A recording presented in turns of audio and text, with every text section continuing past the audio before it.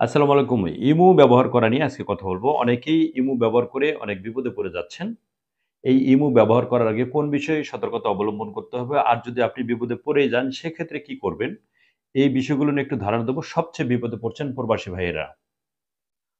প্রবাসী ভাইয়েরা বিপদে পড়ছেন, পাশাপাশি বাংলাদেশের ভিতরেও যারা একটা ভালো অবস্থানে আছেন, ভালো চাকরিজীবী, ভালো ব্যবসায়ী, এরা কিন্তু এই ধরনের বিপদে পড়তেছেন।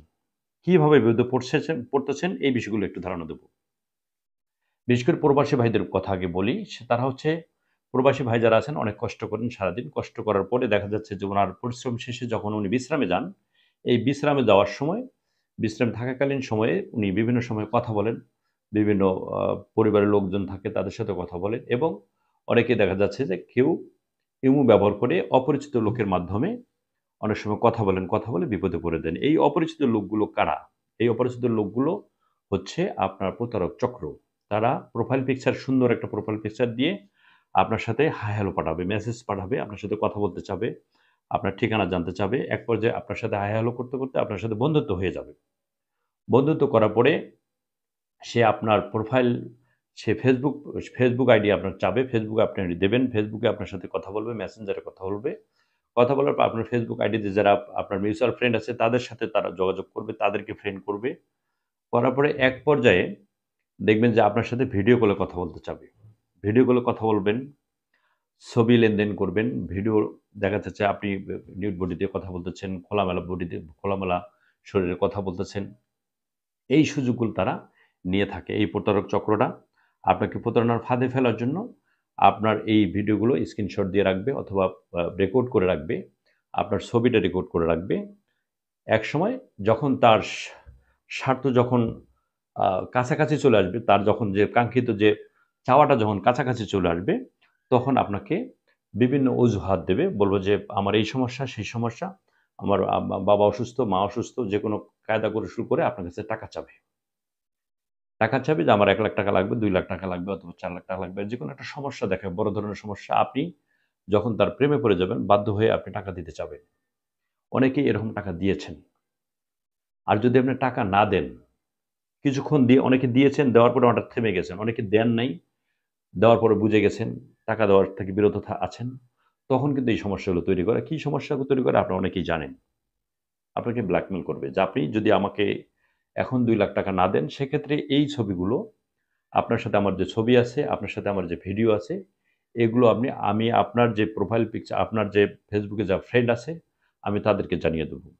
তারা আপনার সাথে ২ মাস ১ মাস সম্পর্ক করার মাঝে আপনার পরিবারে কারা, কারা আছে তাদের তাদের ফেসবুক আইডিও সংগ্রহ করে অথবা মোবাইল নাম্বারও সংগ্রহ করে, ঠিকানাও সংগ্রহ করে ফেলে। তখন তারা এই ছবিগুলো তাকে পাঠানোর কথা বলে আপনাকে ব্ল্যাকমেইল করে আপনার কাছে টাকা দাবি করে। এরকম অনেকেই টাকা দিয়েছেন, নিঃস্ব হয়ে গেছেন। এখন অনেকেই এ ধরনের বিপদে পড়ে গেছেন। বিপদে না পড়ার আগে কি করতে হবে? যদি এরকম সমস্যায় পড়ে যান, সাথে, সাথে আপনি তার নাম্বারটা ব্লক করে দিবেন এবং পাশাপাশি আপনি এটা ঘাবড়ে যাওয়ার কিছু নাই। আপনি ফেসবুকে একটা স্ট্যাটাস দিতে পারেন অথবা না দিয়েও আপনি আপনি যদি প্রবাসে থেকে থাকেন, সেক্ষেত্রে বাংলাদেশে যে দূতাবাস আছে, সেখানে আপনি আবেদন করতে পারেন। অথবা আপনার প্রত্যেকটা জেলায় প্রবাসী কল্যাণ হেল্প ডেস্ক আছে, সেখানে আপনি যোগাযোগ করতে পারেন। হেল্প ডেস্কে যোগাযোগ করে আপনি আবেদনের মাধ্যমে আপনি এটা নিরসন করতে পারেন। আইনি সহায়তা নেবেন। আপনি যদি পরিচিত কেউ থাকে, তার সাথে কথা বলে তার কাছে পরামর্শ নেবেন। আইনগত দিকে আপনি হাঁটবেন। যদি আইনগত দিকে না যান, সেক্ষেত্রে আপনি আপনি বেশি প্রতারিত হতে পারেন। ঘাবড়ানোর কিছু নেই। তবে সবচেয়ে নিরাপদ জায়গা হচ্ছে সতর্ক থাকা। এ ধরনের কেউ যদি প্রোফাইল পিকচার সুন্দর করে এডিট করে আপনাকে দিয়ে দেয়, হাই হ্যালো করে, আপনি চেনেন না, জানেন না। এরকম সবচেয়ে বিরত হয় সবচেয়ে ভালো হয় এখান থেকে বিরত থাকা। একটু সচেতন থাকা, একটু সতর্ক থাকা। এই ধরনের কেউ যদি প্রস্তাব দেয়, না চিনেন, না জানেন না, তার সাথে কথা বলার কোনো প্রয়োজন নেই। আপনি কাজ শেষ হলো, আপনি আপনার বাবার সাথে কথা বলেন, মায়ের সাথে কথা বলেন, ওয়াইফ থাকলে ওয়াইফের সাথে কথা বলেন, ছেলে-মেয়ের সাথে কথা বলেন, সময় কেটে যাবে। আরো অনেক সময় আছে। মোবাইলে অনেক কিছু দেখার আছে। আর ভালো কিছু শেখেন। মোবাইলে অনেক কিছু শেখা যায়। সেগুলো শেখেন। এখানে সময় কাটান। ঠিক আছে? অবসর সময়ে মানুষ মোবাইল টেপে মোবাইলে সময় ব্যয় করে, কম্পিউটারে সময় ব্যয় করে। ঠিক আছে? এটাও ভালো। কিন্তু আপনি ভালো কিছু যেটা শেখার মতো সেটা করেন। আপনি অযাচিত এই ধরনের সময়গুলো ব্যবহার করবেন না। আরেকটা বিষয় হচ্ছে বাংলাদেশের ভিতরেও বড়, বড় ব্যবসায়ী যারা আছেন, বড়, বড় চাকরিজীবীরা আছেন, এরা প্রোফাইল পিকচার দেখেই বোঝে। এই প্রতারক চক্রটা এদেরকে ঘায়েল করার জন্য এদেরকেও এইভাবে প্রেমের ফাঁদে ফেলে তাদেরকেও এইভাবে নিঃস্ব করে নিচ্ছে। এই বেশ কিছুদিন আগে আমার কাছে এরকম এমন একজন ভদ্রলোক সে এই ধরনের প্রতারণার ফাঁদে পড়েছেন।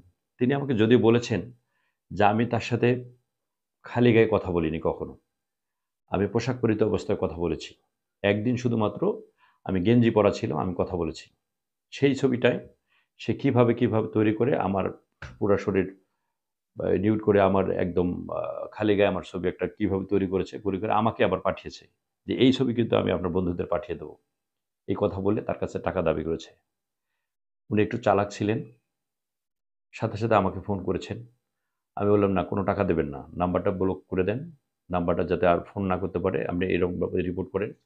আর পাশাপাশি আপনি থানায় একটা জিডি করেন। আপনি বলেন যে এরকম জিডি করেছি। তারপরে আর তার সাথে যোগাযোগ করবেন না। দেখবেন যে এমনিতে বন্ধ হয়ে গেছে।"